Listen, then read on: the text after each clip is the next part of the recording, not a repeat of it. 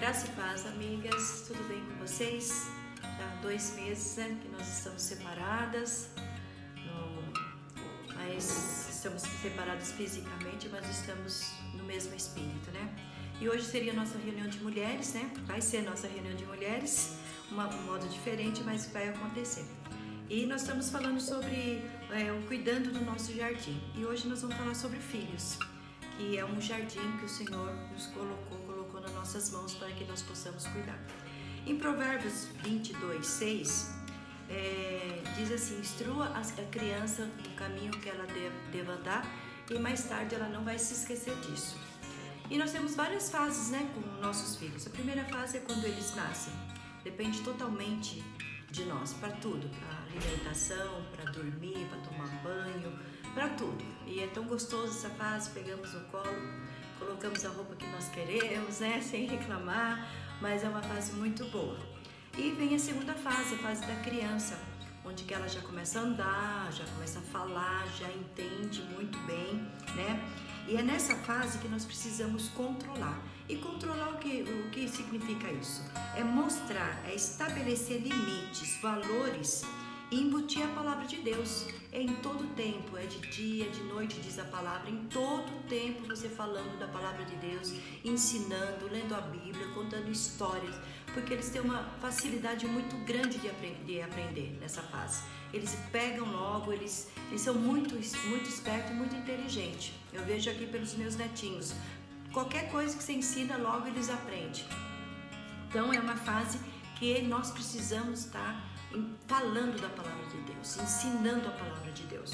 Aí vem a terceira fase, que é a fase do adolescente. Nessa fase nós temos que influenciá-los, ajudar a tomar decisão, ser exemplo para os nossos filhos nessa fase, porque eles estão numa decisão de faculdade, qual é a profissão que eles vão seguir.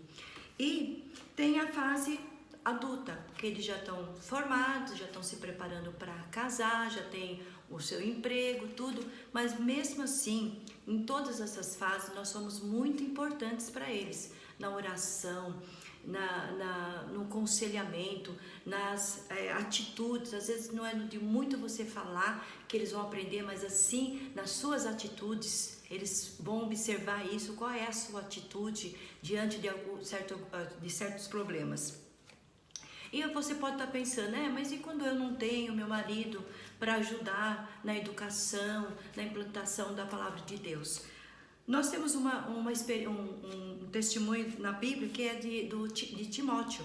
Ele foi criado pela sua avó e pela sua mãe, porque o seu pai não era cristão, mas elas ensinaram a fé genuína, uma fé que não foi fingida. E Timóteo se tornou um amigo de Paulo, foi um grande discípulo. E também a mãe influenciou ele, né? Na presença de Deus, na palavra de Deus, ensinando. Esse é o nosso papel, de influenciar. Mesmo que você não tenha o seu esposo ainda, que não é convertido, mas você tem a palavra de Deus, você tem a palavra nas suas mãos que você possa estar ensinando para o seu filho.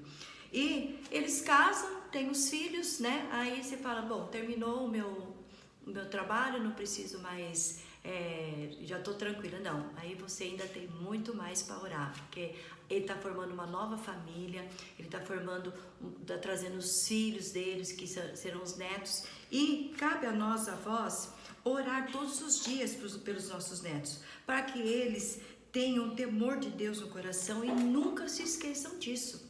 Da mesma forma com os nossos filhos, né? Nós temos que levá-los a ter uma experiência com Deus. Não é a minha experiência, a experiência que eu tenho com Deus, que vai servir para ele. Ele vai ter a sua própria experiência com Deus, mas nós precisamos levar nossos filhos a isso, a ter experiência de Deus e nunca desistir do caminho dele. E agora você pode dizer assim, mas eu não sou casado, eu não tenho filhos, né? Eu ainda não tenho filhos, ou eu não vou ter filhos. Mas você é tia, você é professora, E é um dom que Deus deu para você. Professora, você tem muita influência na vida dos alunos. Eu me lembro que quando eu comecei a estudar, minha mãe trabalhava fora, minha mãe não podia ir comigo na escola. Quem me levou foi uma tia minha, irmã do meu pai, muito querida, que me ajudou muito. Mas eu me recordo muito bem da professora do primeiro ano, que naquela época era primeiro ano, né? E eu já fui direto para o primeiro ano, porque nós não fazíamos prezinho, não tinha o prezinho. E eu fui direto para o primeiro ano. Essa professora foi muito amável, muito dedicada. Eu lembro o nome dela até hoje, da feição dela. Ela chama Aurora, não sei se ainda está viva, Aurora. E ela foi muito marcante na minha vida. Eu não lembro das outras professoras, mas dessa professora marcou.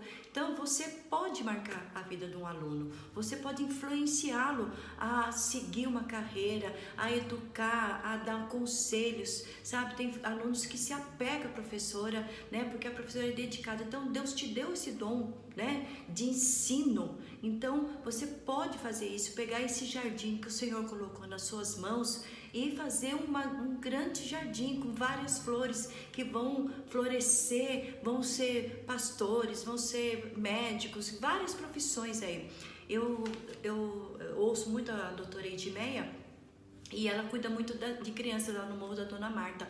E ela tem essa influência sobre as crianças lá. E ela falou que uma vez que a alegria dela é encontrar que foram crianças que ela ajudou, né, a cuidar, que hoje são médicos, são engenheiros, são professores, são pastores, que seguiram uma carreira, porque ela influenciou essa criança, ela falou da palavra de Deus. Então Deus deu um dom para ela disso. Então você tem esse dom. Então coloque em prática aquilo que o Senhor tem colocado nas suas mãos. Não desista, sabe? Se você vê que a criança não está indo bem, você tem condições de ir lá conversar, falar com ela, orar por ela. Às vezes não precisa de você em voz alta, mas interceder durante o dia por aquela criança.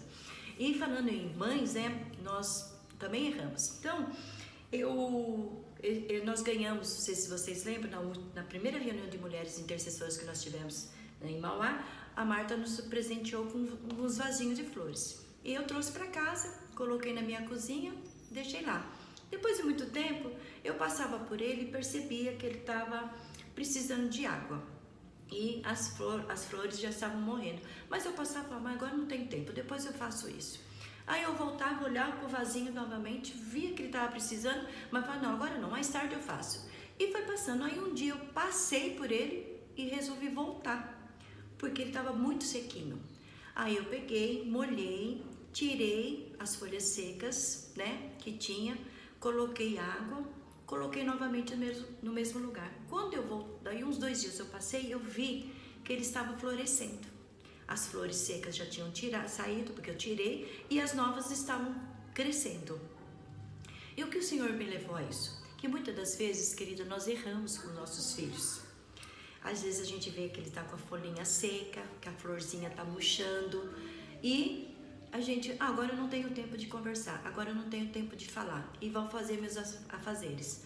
Só que nós precisamos voltar, porque muitas vezes nós erramos e nós precisamos voltar e pedir perdão por aquela atitude, por uma palavra mais dura que nós falamos, que não era o momento, que chateou. Precisamos voltar, tirar as flores secas, colocar água, que é o amor, colocar uma vitamina, aguar, cuidar, dar carinho, para que essas flores possam florescer novamente e se tornar um jardim. Isso é uma atitude que os seus filhos vão guardar para o resto da vida, sabe? E eles vão colocar em prática isso que ele aprendeu. Porque tudo que nós falarmos para os nossos filhos, que as orações que nós fizermos, nós vamos colher frutos depois. E eles vão aplicar isso na sua família, que eles vão construir sua família, uma outra família, porque já tem uma, mas vão construir uma outra família. Então, é esse o nosso papel, sabe? De encorajá-los, de orar, interceder. E se você tem que voltar a pedir perdão, volta e peça perdão. Mesmo agora, depois de muitos anos que passou, alguma coisa que aconteceu, que às vezes, não, porque eu sou mãe, né? Mas eu erro também, nós erramos, nós somos seres humanos. Então nós temos que voltar, nos arrepender e pedir perdão, para que esse jardim floresça e dê novas flores, que serão os netos, né? Suas noras, os genros que vão vir, né? Então que nós possamos ter essa maturidade, sabe? De poder ter atitudes para que nossos filhos possam florescer e dar muita alegria. Vão ter dificuldades sim, porque no mundo a Bíblia diz que nós teríamos dificuldades, mas Jesus me diz, tenha bom ânimo, que eu venci o mundo e vós vencereis também. Então nós não podemos desistir do nosso jardim, de forma alguma. Vamos regar, vamos dar amor, vamos trazer a palavra de Deus, vamos fazer nosso lar um ambiente onde habita a presença de Deus, onde o Espírito Santo é manifestado através das nossas vidas, das nossas atitudes e das nossas orações, e de louvor, de gratidão a Deus. Eu espero que essa palavra tenha caído no seu coração como caiu no meu, né? Que o Senhor venha abençoar a vida de vocês e que possamos ser mães, mulheres cada vez mais valorosas na mão do Senhor e cuidar desse jardim, dessas flores do que são nossos filhos com muito amor, né? E colher muitas flores para alegrar o nosso lar. Deus abençoe vocês. Estou morrendo de saudades e logo nós estaremos juntas, viu? Deus abençoe. Um grande beijo.